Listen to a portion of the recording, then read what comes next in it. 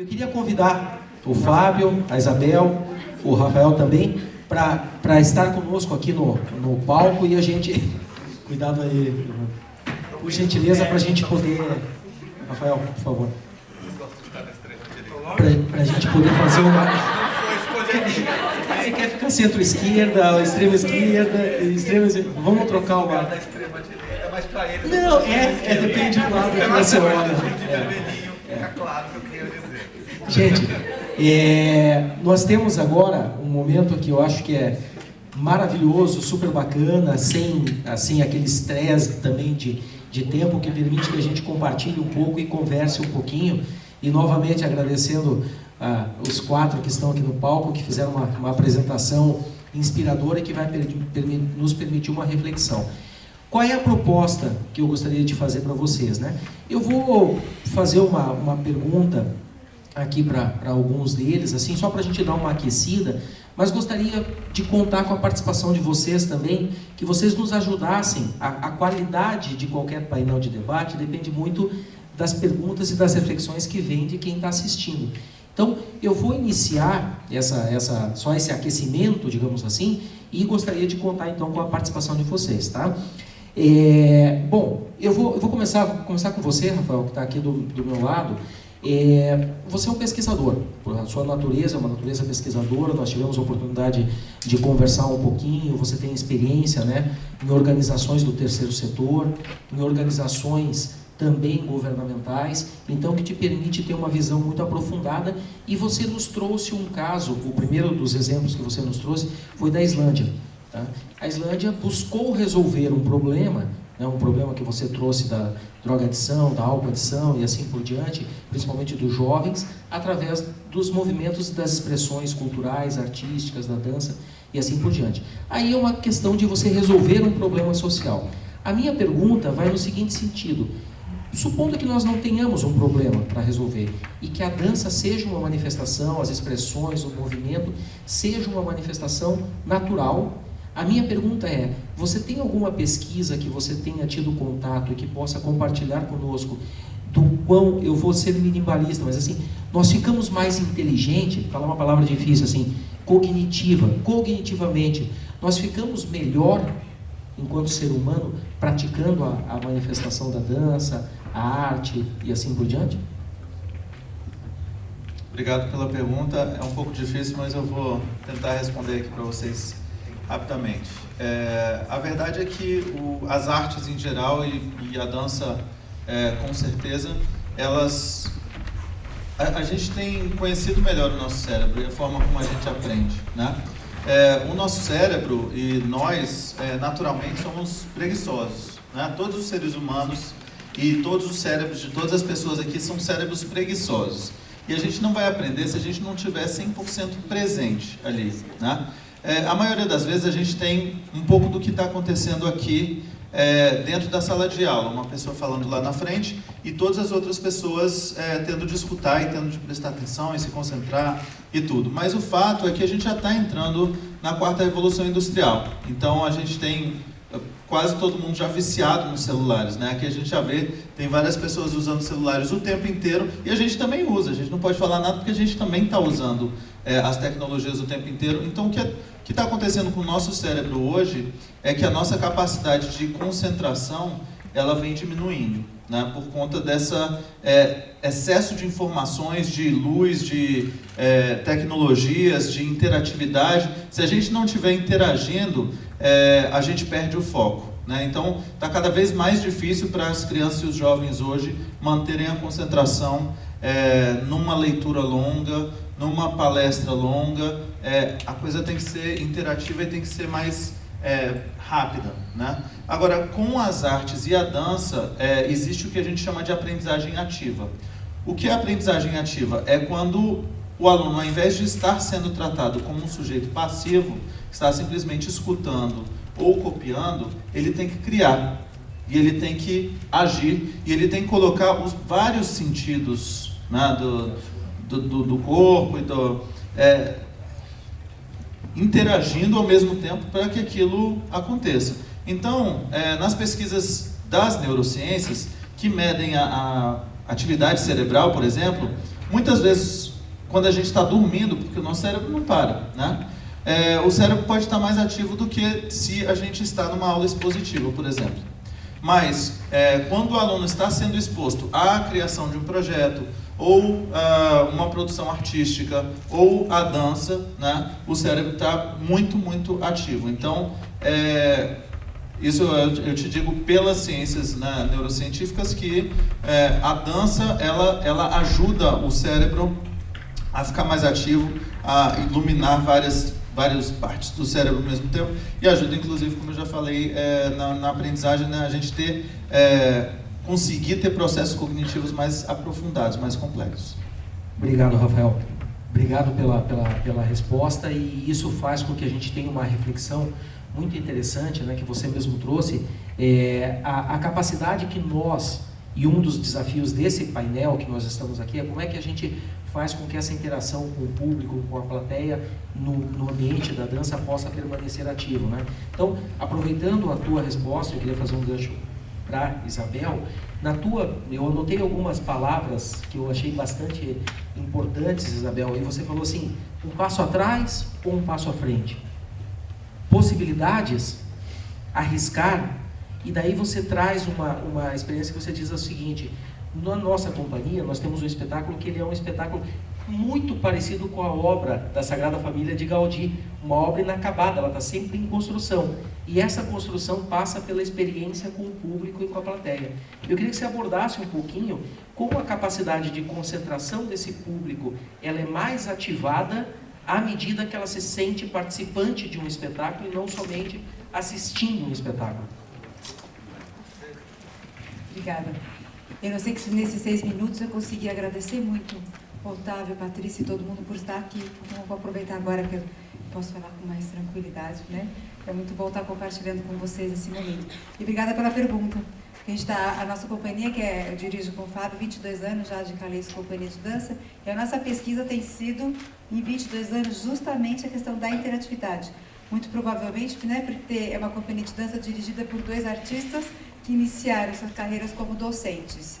Então, a gente tenta trabalhar justamente esse hibridismo da dança e da educação numa mesma performance, né?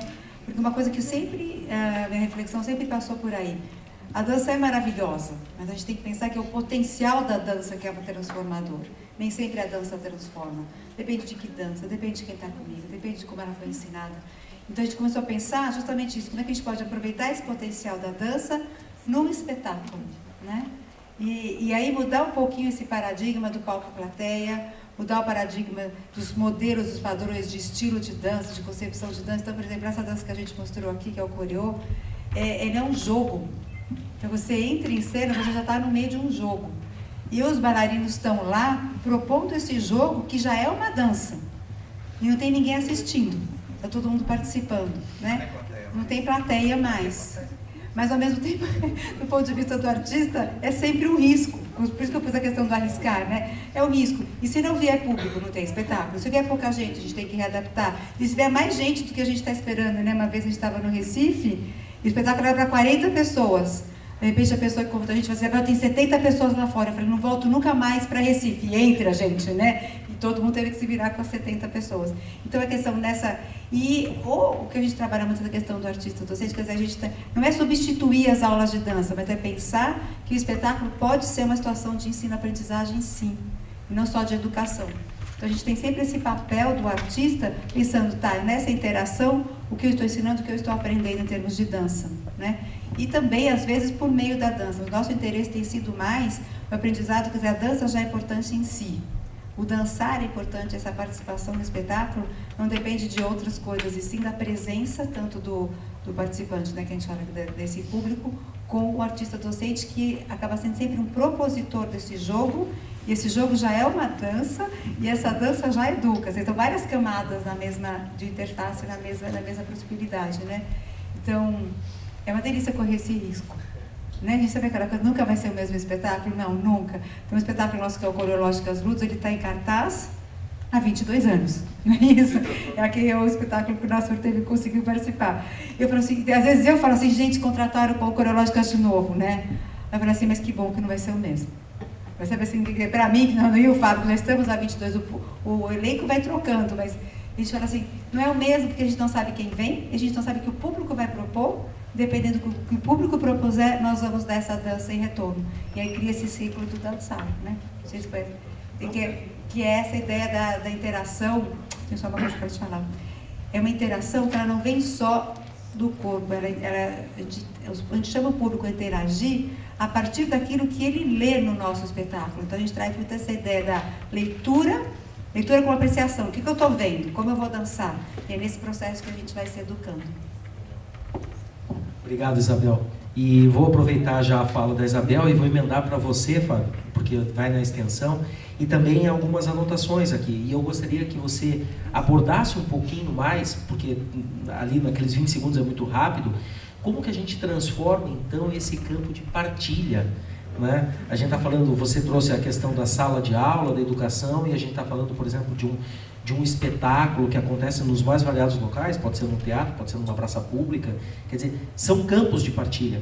Então, como está sendo essa experiência, né, de trazer essa presença das pessoas verdadeira para este campo de partilha? De novo, belo desafio. Agradecer mais uma vez, agora com calma, tranquilinho, obrigado. Muito legal estar aqui mesmo. Transformar campos de batalha em campos de partilha. Pois é. Olha, o susto do Ignex para mim era, puxa vida, não vou poder olhar para a pessoa, não vou poder ver que ela está mexendo na meia, e falar, putz, eu também mexo na meia. E era esse lugar que eu não gosto muito de estar, de entrega. Eu prefiro o lugar da troca, prefiro o lugar de perguntar. Alguém aqui deve ter visto uma experiência, que seja em sala de aula, em que o professor não fez um campo de batalha, ele fez um campo de partilha.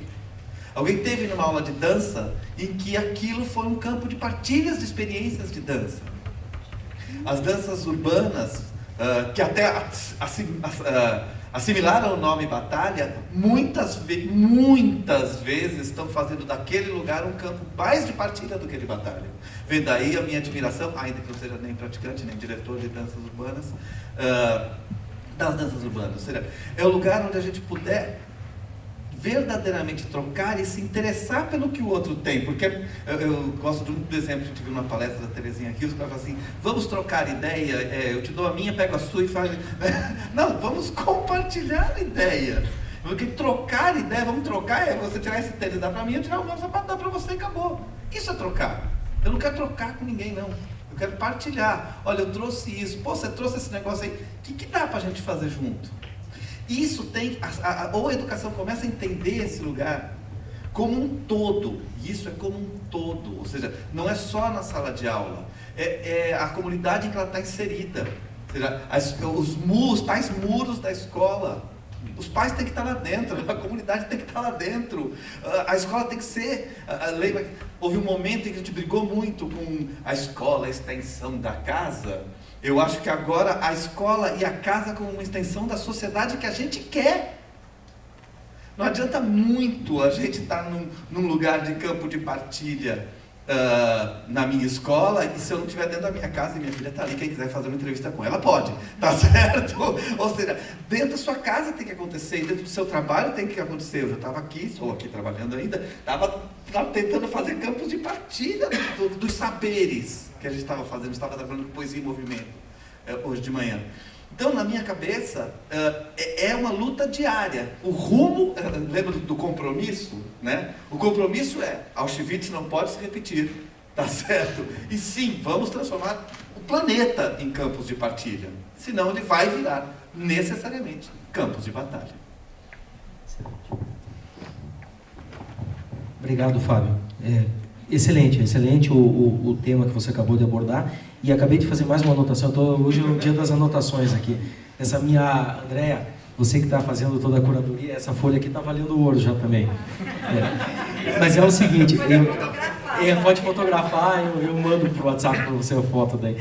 Não, mas é uma brincadeira. Mas eu quero aproveitar a tua fala, Fábio, e conectar com o Fernando sobre um tema que ele trouxe muito interessante. Você acabou de falar muros.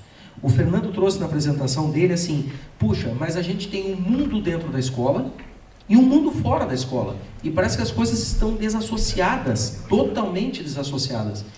E é verdade, eu tenho 2 filhas pequenas, eu tenho visto isso, não é? É a realidade, é o nosso dia a dia. Fernando, a pergunta para você é o seguinte, aproveitando esse gancho do muro das escolas, né? E você tem um belíssimo trabalho dentro do Colégio Estadual, o DANCEP, como fazer com que, primeiro, que este trabalho do DANCEP, ele estenda, digamos, a sua área de atuação, não seja fisicamente só dentro do Colégio Estadual do Paraná, para quem não é de Curitiba, né? CEP é Colégio Estadual do Paraná.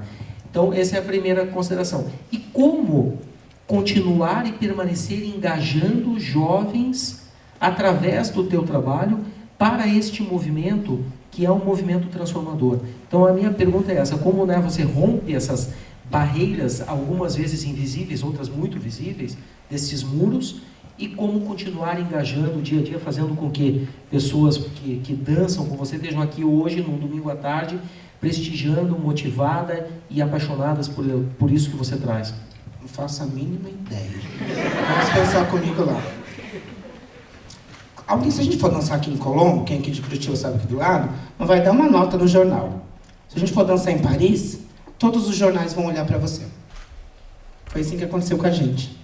A gente dançou em várias escolas, em vários lugares, dentro da escola, porque para a gente lá, pelo menos a gente tenta, não tem que existir esse muro. A gente está falando do mesmo mundo.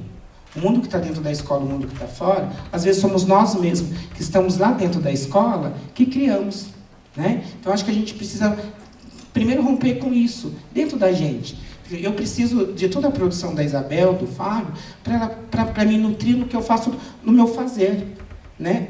E ela também olha para a gente lá no nosso fazer e faz com a gente, e produz com a gente. Então, entender esses nossos lugares, né? E tem que querer estar dentro da escola, né? Então, acho que isso é bem importante. As pessoas, eu sempre falo para os meus colegas, se você não curte ser professor, cai fora. Posso falar tesão? Permitido. Assim, se você não tem tesão dando aula, cara, cai fora. Vai fazer outra coisa, você vai ganhar mais. Tá? Então, eu acho que isso é a primeira questão para a gente quebrar isso tudo, mudar esse lugar. Os caras que estão lá dentro, as mulheres e os homens, se intitulam como professores, eles têm que querer estar dentro da escola. Sabendo que a escola, seja ela qual for, ela vai ter problemas. Né? Então, eu acho que isso é a primeira questão para a gente mudar isso. Tem que querer estar dentro daquele lugar. Eu me sinto tão feliz, sabe? Para mim, ele não é a extensão da minha casa, a Fabé é a minha casa. Né? Para mim não tem essa divisão. A mesma relação que eu sinto em casa, eu sinto no meu trabalho. Às vezes eu não posso falar isso abertamente, ninguém está filmando. Às vezes a continuação é lá na minha casa. Vamos dormir porque amanhã a gente sai às 4 horas da manhã lá em casa. Então você que mora lá no fim do mundo, joga as malas lá em casa, a gente dorme no sofá, 4 horas a gente vai a pé para a escola, em 10 para ninguém ser assaltado, mas a gente vai junto. Né? Então eu acho que pode ser um caminho. Mas já fechou ali, ó. Foca aqui em mim, 30 segundos, beleza? Então, eu acho que é uma questão para a gente poder pensar juntos, é que quando eu digo não sei, eu acho que a gente pode pensar junto isso. Como é que eu posso pegar uma guria desse tamanhozinho ali e a gente pode conversar, como é que a gente pode produzir essa escola junto? Né? Será que a gente precisa de tantas disciplinas? Será que a gente precisa de tanta coisa? Será que quando a gente fala em tecnologia, o meu celular, quem comprou foi eles. Gente, eu preciso de um celular que filma. Que liga. E pode perguntar para eles, eles vão falar, já quebrou a tela, que está difícil agora. Né? Mas eu aprendo mais do que eu ensino. Né? Então eu acho que a gente entender a identidade desse professor na atualidade. Que cara é esse? O que é ser professor? E vocês que estão aí para pensar, uma coisa que eu acho brilhante, eu acho que é uma das principais funções do professor é ensinar a sonhar. Cara, quando você está fazendo aula de dança, eu tinha lá a Lígia Meira, quando eu olhava para ela, eu queria ser aquela mulher, queria ser aquele professor, sabe? Tem uns que não queria ser, não. Mas, sabe, isso é tão bacana. Então, a gente precisa sonhar. E eu percebo que hoje muitos professores estão esquecendo. Se a gente não ensinar essas criançadas a sonhar, os marqueteiros, as outras pessoas vão ensinar. Que sonhos serão esses? Será que são sonhos que eles querem? Ou são os sonhos que estão destinados, seja para uma categoria social, de oportunidades? Né? Eu acho que pode ser um caminho. Não sei se vai dar certo. Obrigado. Eu falo, na escola tem dado certo, pelo menos. Não, mas é essa troca, né, esse compartilhar, essa experiência que é relevante. Essa a tua visão, né, de como construir algo diferente é fundamental. Bom, gente, eu queria abrir agora para vocês, né, como, ó, temos aqui, cadê a nossa colega que vai nos ajudar com o microfone? Por favor, aqui, ó, presta para mim aqui, Fernando. Por gentileza. Você fala o teu nome daí, por gentileza, e faz a pergunta direcionada para qual pessoa, tá? Aqui, ó. Obrigado. Meu nome é Guilherme e eu, pensando na fala da Isabel, tenho uma pergunta tanto para ela, acho que para o Fernando também, já que ele também está dentro dessa escola, desse lugar do espetáculo como lugar de aprendizado mesmo. E como que eu consigo trazer esse lugar do espetáculo como aprendizado para o dia a dia escolar? Porque eu não tenho um espetáculo todo dia acontecendo na escola. Mal a gente tem um por mês. Então... A gente trabalha como proposta, né? Basicamente, assim, lógico, dos espetáculos, a gente fazer da sala de aula como se fosse um espetáculo todos os dias. Então, como é que a gente transforma aquele exercício em arte? Sim, como é que a gente transforma aquela brincadeira em arte? Como é que a gente pode pensar que aquele jogo que eu estou propondo para os meus alunos já é uma cena de improvisação, é uma cena de dança, que está sendo construída naquele momento. Então, a gente trabalha muito, por exemplo, a improvisação não como uma experimentação, mas como uma experiência cênica. Aquela ideia que eu gosto muito de trás do Steve Baxter, mas ele reformula um pouco para a gente, né? A coreografia, a improvisação é a coreografia do instante. Então, uma coisa eu estar lá experimentando, minha cabeça, meu braço, não sei o quê. Outra coisa é que eu falar, nossa, minha cabeça, meu braço, eu já estou em cena. Sim? Então, é fazer o exercício ser transformado em arte, é fazer a brincadeira, que a gente trabalha muito com lúdico, com essas coisas. Como é que... Aquela pergunta eu sempre faço para os pedagogos, quando é que a brincadeira vira dança? Ela já é dança, dependendo da atitude que você tiver a encarar aquele encontro das pessoas.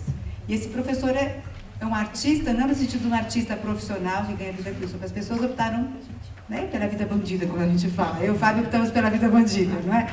Mas o professor da sala de aula, o Fernando, por exemplo, é um artista que está em aula, é a atitude do artista que está contando. Então, qualquer proposição que ele faça, ele já está considerando aquilo uma cena de dança. Então, não é para chegar a um resultado que um dia eu vou levar para Paris, porque se eu levar para Paris, as pessoas vão olhar para mim. Né? Isso fica assim, puxa vida, o Brasil precisa tanto da sua dança, por que você precisa levar para Paris, não é? E a gente fica...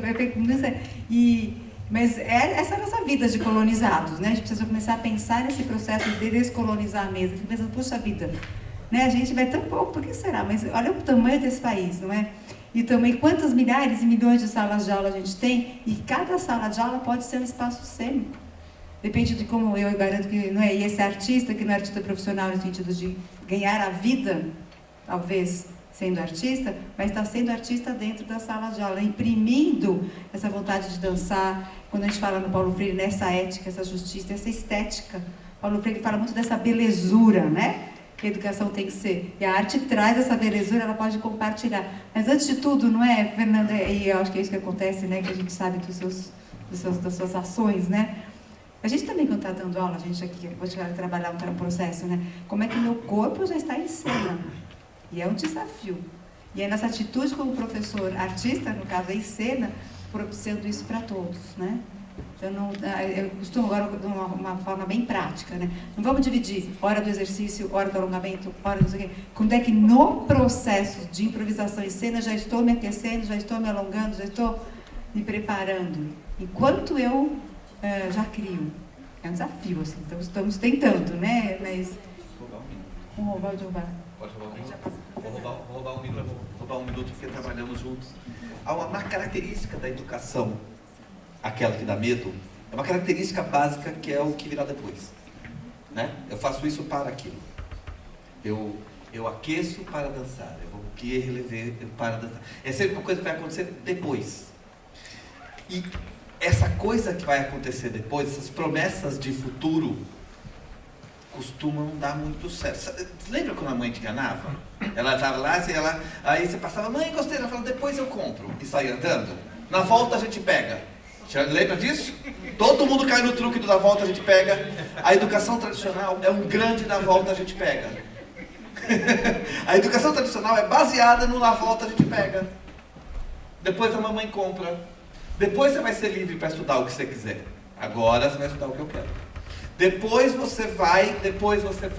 E o depois, gente, eu tô com a barba branca, o depois não chegou. O meu depois só chegou quando eu entrei na vida bandida. Tá certo? O meu depois só chegou aqui. Por que a gente não pode fazer uma sociedade que aceite que os nossos depois são agora? Esse agora é sempre depois de alguma coisa. Então, eu só quero completar. É não transformar mais uma vez a aula de arte no depois. É transformar a aula de arte no agora. Nós vamos dançar agora. Nós temos 45 minutos, dos quais normalmente a gente perde 15. Para o cara tirar o sapato, a gente vai empurrar as cadeiras para um lado e do outro da sala. Para poder ter um espaço medíocre para dançar. Então ele só tem 30. E se naquela escola que te obriga a fazer chamada, você tem 25, parceiro. Mas é agora. Não é vou alongar para dançar. Esse dançar que nunca chega. Como o espetáculo do fim do ano, chega no fim do ano, você pegou uma gripe e não pode dançar. É tudo que vem depois. É agora. A aula de arte, ela tem que produzir arte agora. É arte. É agora. A gente vai sair daqui fazendo alguma coisa. E o que é legal, aproximar teoria de prática, né? Certo? Quem estava fazendo aula com a gente hoje, é agora, nós vamos, não interessa, vai perder o almoço, mas nós vamos construir um produto artístico. A gente esteve aqui discutindo tanta coisa gostosa, vamos fazer também. Vamos sair com esse outro conhecimento que só a arte pode dar, e já vou fechar, eu sei que já estourei ali, que é, eu tenho um certo medo, e vai uma provocação lá para outra ponta, eu tenho um certo medo de judicialização da educação e medicalização da arte. Judicialização da educação é os direitos de aprendizagem. Direito? Não. Tesão de aprendizagens. Aí sim, aí a gente está falando de alguma coisa que me interessa. Os direitos de aprendizagem da criança.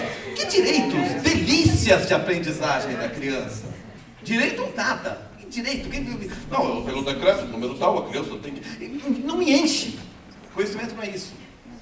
Outra medicalização da arte. Olha, sua filha está mal comportada, eu recomendo 2 horas de Manuel Bandeira para ela. Olha, só dar uma pílula de hip hop para a criança que ela vai... Medicalização da arte, entendeu? Eu me dá um certo medo, entendeu? Não, minha filha está meio torta, eu vou pôr no balé que ela fica reta. Tá certo? Isso é meio esquisitão para mim. Eu fico imaginando um cara de branco. Não, a senhora está precisando um pouquinho de Fernando Pessoa. A senhora entra naquela fila, por favor. Isso é meio estranho para mim. Medicalização da arte, judicialização da educação. Tô fora. Nós brincamos aqui que é projeto de lei complementar da dança, putz, é uma judicialização enorme. Mas só antes de passar para o Fernando, só corroborando e concordando, né, da questão do agora, né? Vocês conhecem, eu tenho 2 filhas pequenas e a minha esposa atua a vida inteira na área da dança. A maior frustração da Andréia, da minha esposa, é que as 2 meninas, tanto a Valentina quanto a Caterina, não querem fazer dança. Por quê? Porque elas não têm mais saco para o espetáculo do final de ano. Então eu não vou nem polemizar muito isso aqui agora, até já tive a oportunidade de falar, acho que no ano passado, sobre isso, mas a questão do agora é fundamental. É fundamental.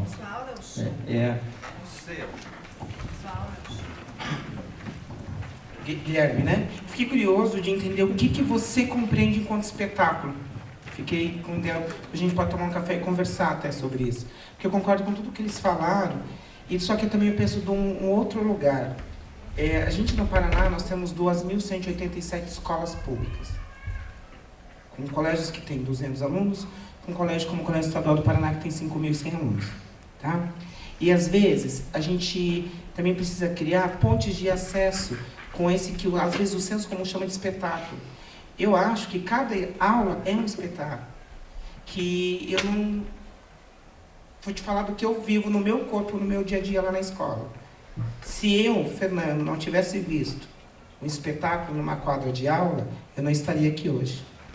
Então, às vezes, eu me pergunto quais são as experiências estéticas presentes dentro da escola, entenda quando eu falo escola, pública, para encantar, para dar essa sensação do prazer, para mostrar para as pessoas que a dança, ela muda a vida das pessoas, porque ela muda a essência de cada indivíduo, porque ela simplesmente aproxima e mostra como ele é. Né? Então, a gente precisa entender de onde que é esse espetáculo que o Guilherme está falando. Pode ser o mesmo espetáculo que eu estou falando, o Rafael está falando, né? Pode ser diferente de outras concepções. Né? Entender como que é essa proposta, porque hoje não dá mais para a gente falar de um, Guilherme.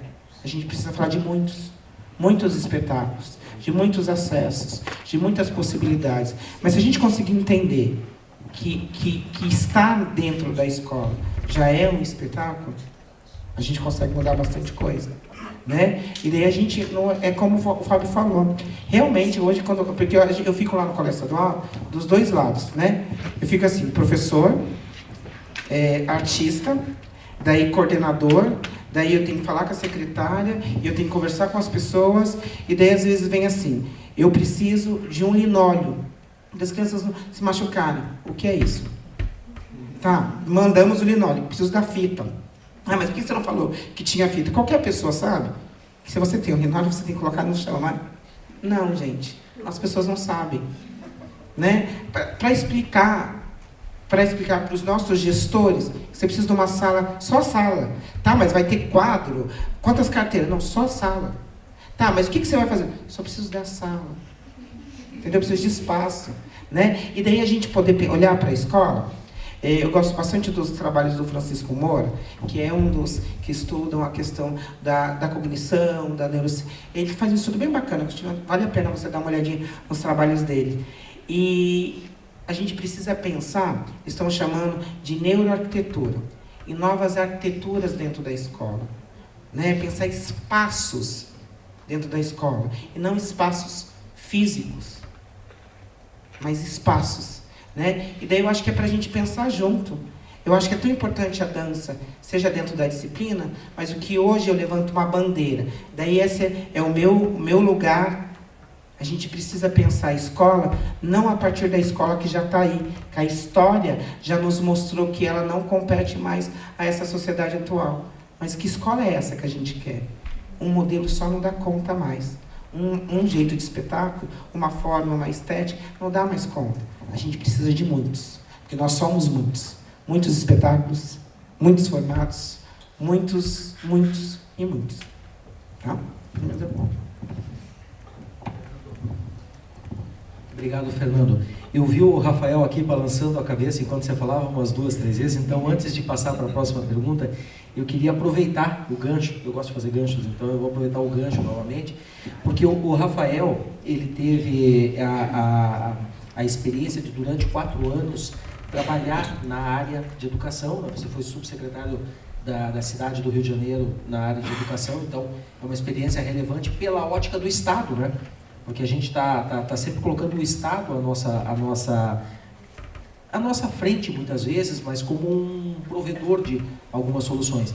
Mas após a tua experiência de governo, você fundou um laboratório de inovação para a educação, né? E eu queria ouvir de você o que o laboratório de inovação da educação tem apontado como novas ferramentas para justamente isso tudo que a gente está falando aqui. Qual a experiência, né, da pesquisa desse laboratório e por que você balançou bastante a cabeça nessa concordância? Eu concordei com muita coisa do que foi falado aqui. Acho que 99%. A minha experiência no Rio foi maravilhosa e traumática ao mesmo tempo. Só na cidade do Rio de Janeiro são mais de 1.500 escolas. Então é uma cidade, é um município que tem um tamanho de um sistema estadual. A cidade do Rio tem mais escolas do que o estado de Goiás, por exemplo. Né? E as escolas têm tipos de infraestrutura diferentes, tamanhos diferentes, espaços diferentes. E o triste é que na maioria das escolas não existe essa promoção e o oferecimento das artes e de diversos tipos de artes para os alunos. E aí, discordando um pouquinho só com a questão da medicalização, é que eu fico pensando assim, a nossa sociedade está tão e cada dia mais doente, né? A gente fica lá no Rio de Janeiro, por exemplo, a gente vê a naturalização da violência dentro e fora da escola, né? Em todos os lugares a gente vê as pessoas ficando mais deprimidas, com mais crises de pânico, com mais isso e mais aquilo. Menos autoconhecimento, menos olhar para dentro, muito mais olhar para fora, né? O que os outros têm e tal, e as comparações, as competições, etc. E aí eu não tenho tanto problema assim de ver a arte como um remédio, sabe? Porque no final das contas, para mim, é isso que a gente está precisando mesmo, assim, ó. Para mim é aquilo da sociedade está doente, então não importa para mim se a arte é vista como um remédio, desde que a gente tenha mais arte nas escolas e na vida em todos os lugares, né? Então falta a estética, mas falta a ética e falta a sensibilidade que uma educação artística bem feita pode proporcionar à nossa população no Brasil. Todas essas coisas estão super conectadas, né? Paulo Freire também já falou muito disso, da conexão da estética com a ética e com a sensibilidade.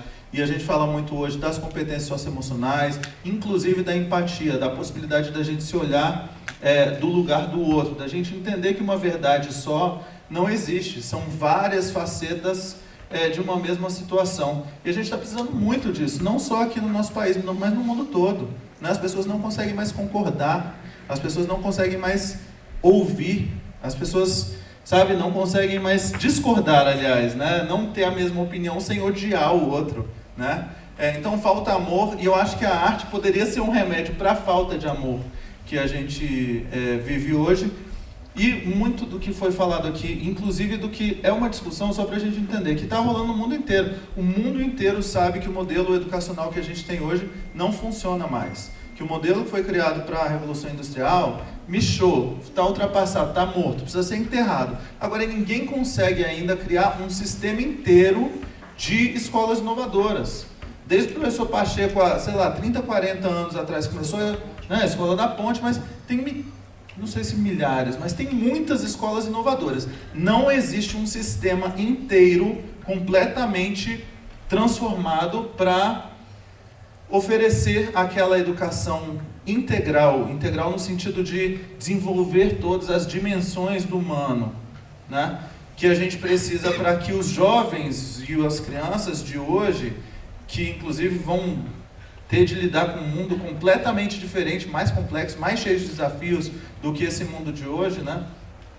Não existe esse sistema, nenhum municipal, em lugar nenhum no mundo. Então a gente precisa inventar, e não dá para quem está dentro dos escritórios, e os ministros, e os governadores, e os secretários de educação, acharem que eles vão conseguir fazer isso sozinhos. Porque eles precisam dessa construção, que justamente não tem um modelo só mais que vai funcionar, e essa construção ela tem que ser junto com os professores, junto com os alunos, junto com os artistas, junto com toda a sociedade, para que a gente de fato tenha um modelo, aliás, que precisa ser inacabado, precisa estar em constante evolução.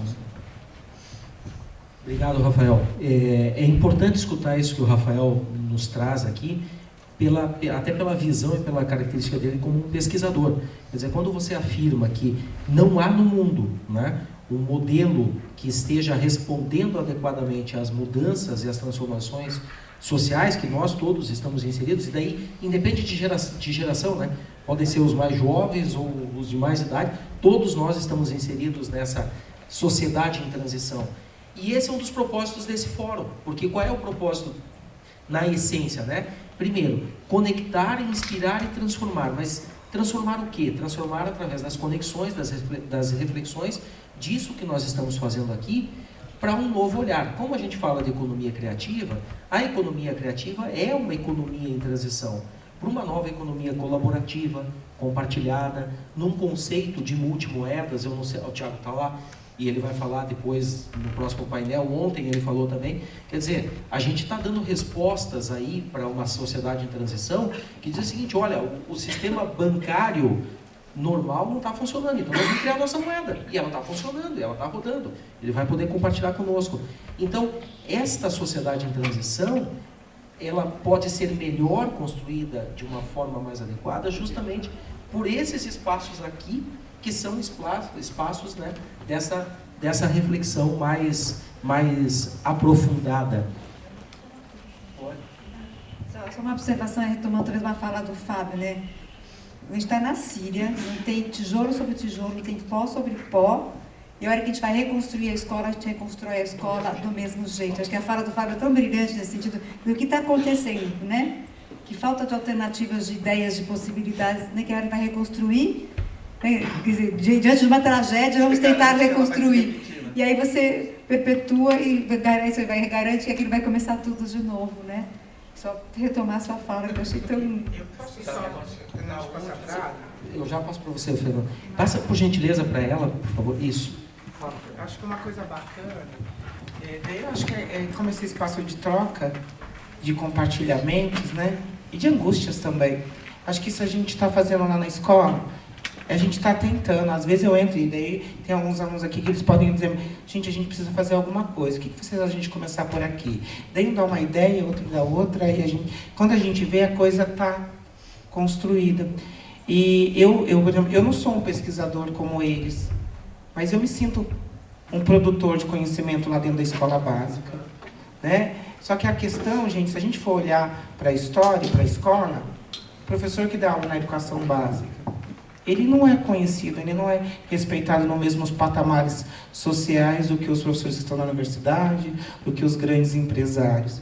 Agora, não são esses empresários e esses outros pesquisadores que têm que colocar esse professor, ou a tia, né, como alguns chamam, lá nesse mesmo patamar. São vocês, somos nós, são as nossas ações, né? Porque às vezes a gente vai com os dois pezinhos assim, ó, no peito do prof.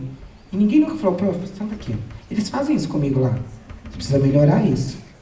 Vamos bater um papo? O que você acha disso?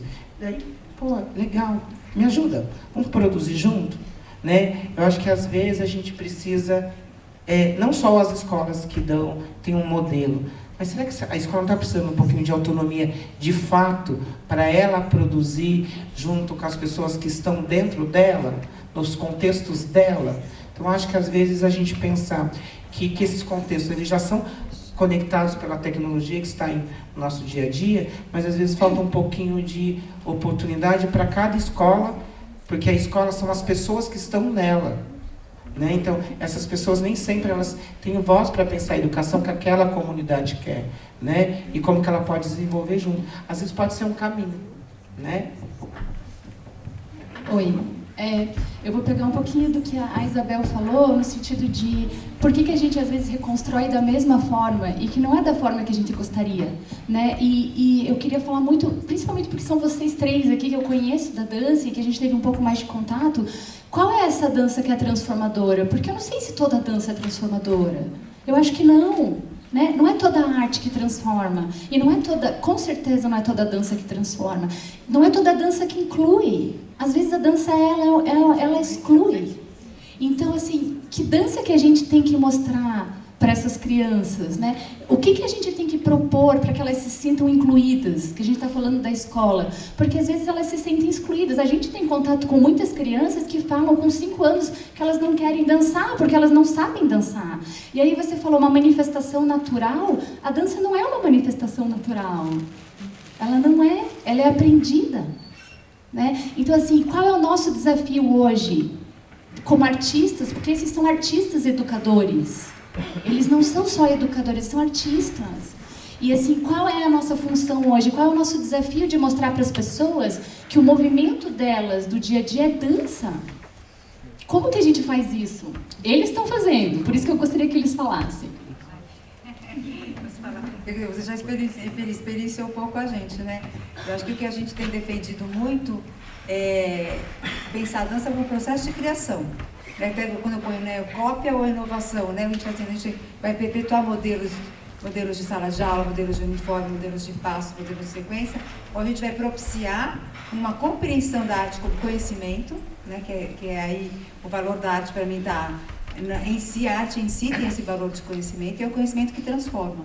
O que eu tenho me perguntado, o resto você já falou na sua, já disse que eu iria estar colocando aqui. O que eu queria colocar, que eu tenho me perguntado muito, vamos dizer, desde o Paulo Freire, aí, década de 60, a transformação acabou sendo um discurso assimilado. Todo mundo fala educar para transformar, educar para transformar. E foi sendo assimilado de uma forma, e eu quando, aí já há muito tempo, né, que eu era professora na licenciatura na Unicamp, isso já há 20 anos, e estava lá, educar para transformar. Falei, que bom.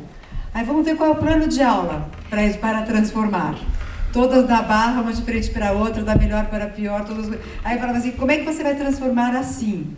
Então, eu acho que o desafio é, em primeiro lugar, que transformação é essa, se ele não é um discurso assimilado, que já foi muito bem aceito, está sendo usado por todas as camadas sociais, não é isso? E o que, quando a gente fala em transformação, o que é transformar de fato? Né? Eu falo muito assim, muito diferente, transformar e mudar, é muito diferente. Né? Sabe quando a gente está no posto de gasolina, sob nova direção? Aí você mudou o dono, mas não transformou o posto. Né? Agora você tinha um posto de gasolina, depois tem uma loja de sapato, transformou. Ou seja, pensar nessa transformação é as raízes mesmo, ter todo um sistema capitalista, um sistema de classe, sistemas econômicos que precisam ser movidos, não é? E toda essa combinação desses sistemas todos que geraram a crise que a gente está enfrentando agora, né? E diz o Darcy Ribeiro que isso é um projeto, a gente pode estar pensando nisso também. Mas o que é transformar? É só transformar o indivíduo? Isso basta? Não é? Ou os indivíduos uns com os outros, estabelecendo relações é que vão transformar a sociedade mesmo. Né? E Paulo Freire era muito radical, e nós somos um pouco não, né? Nós estamos com ele nesse sentido, né? E aí concordo com você, acho que essa fala vem muito disso, né? Não é qualquer dança que transforma, não. Porque eu gosto muito de pensar, a dança tem um potencial transformador. Né? Essa palavra para mim é preciosa, tem um potencial transformador. A arte tem um potencial transformador. Mas que arte, como ela está sendo ensinada, é esse o papel do educador, né? Quais são os meios que a gente está ensinando, que metodologia a gente está usando, né, para que isso se realize em seu potencial mesmo, né? Não sei se eu... Obrigado, Isabel. Eu vou passar para Pedro ali um pouquinho já a palavra, mas só uma coisa que eu acho que nós temos que fazer uma reflexão, é que a questão da transformação, né, ela está muito mais na pessoa que é transformada do que na nossa obrigatoriedade de transformar. Muitas vezes a gente quer transformar, mas a transformação só existe se a pessoa que está na outra ponta se sente transformada, né? Então, é uma reflexão interessante. Gente, eu tenho a dura missão de ter que encerrar o painel em mais 3 minutinhos, por conta... Não, eu vou ter que ser democrático, eu vou ter que dar 30 segundos para cada um para fechar fazer o fechamento aqui final, até porque nós já temos um outro painel na sequência. Mas eu queria passar rapidamente para você fazer, não sei se é uma pergunta ou é um comentário, e rapidamente daí a gente poder fazer o encerramento, tá bom? Meu nome é Pietra. Eu queria fazer uma pergunta, na verdade, mas queria contextualizar antes. Um dia eu cheguei na sala de aula, já não estou muito bem com exatas, mas uma professora de matemática chegou e falou assim, que a gente estava reclamando muito da aula dela, que ela não escutava a gente, e ela falou assim, não, mas aqui não é uma democracia, aqui na sala eu que mando, vocês me escutam e eu passo a matéria. E claro que nesse mesmo dia eu fui para a diretoria depois, e muitas vezes depois, mas eu queria... Mas eu queria perguntar como vocês acham que a arte pode quebrar essa parede?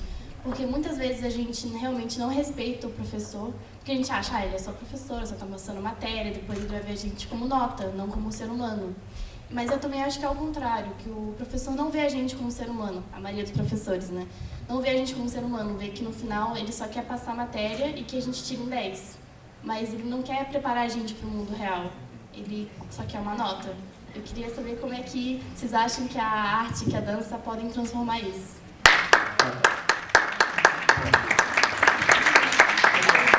Alguém consegue sintetizar isso em 30 segundos? Eu vou passar aqui, ó, pro Fábio, depois o Fernando. 30 segundos, por favor. Vai cravar lá 30 segundos. Primeiro eu vou responder a anterior, com uma coisa muito simples. Por que eu não acho que toda arte é transformadora? Porque a arte não é um quê, a arte é um como. Ok? Então, toda a dança é transformadora? Não. Como você está dançando? O que você está dançando? Não é o que fazer, é como você está fazendo que transforma aquilo em arte. Né? Meu Deus, mas já foi? Que é isso, menino? A outra coisa, eu acho que esse professor também não está inserido no mundo. Muitas vezes o professor está engaiolado num sistema que ele também está passando uma matéria. Então ele vai dizer, esse professor que está lá, que também não prepara a gente para fora, porque ele também está dentro. Essa fala, se você continuar, você fala assim, mas ele não prepara para a gente o que vai acontecer lá fora, porque ele também não sabe, porque ele também está dentro. Ele também está dentro da sala escura falando, tá escuro, tá escuro, tá escuro. Eu vou fazer, O que eu vou fazer? Aquela lâmina que a Isabel pôs. Ele também está, só que ele tem que manter uma cara assim de palestrante. Ele põe uma roupa bonita e manda ver uma aula, entendeu? Porque ele tem que garantir o salário, mas ele também está. E na realidade, é aquilo que eu falei, quando a gente não encontra, a porta de saída muitas vezes está na porta da entrada. Volta por onde você entrou, abre e vamos nós dois lá para fora, catar esse professor e ir lá para fora junto com ele. Eu acho que é a experiência que o Fernando relata tantas vezes dele ir com esse aluno, né? Mas fundamentalmente, não é toda arte, porque arte não é o quê, arte é como. E esse como é que é transformador. É esse como que transforma pedra ou em tijolo de uma cadeia ou numa escultura. É o que você está fazendo com isso. Não é como, né? É como, é que. É outra coisa. Não adianta injetar um monte de cartilha de arte nas escolas, não vai acontecer nada.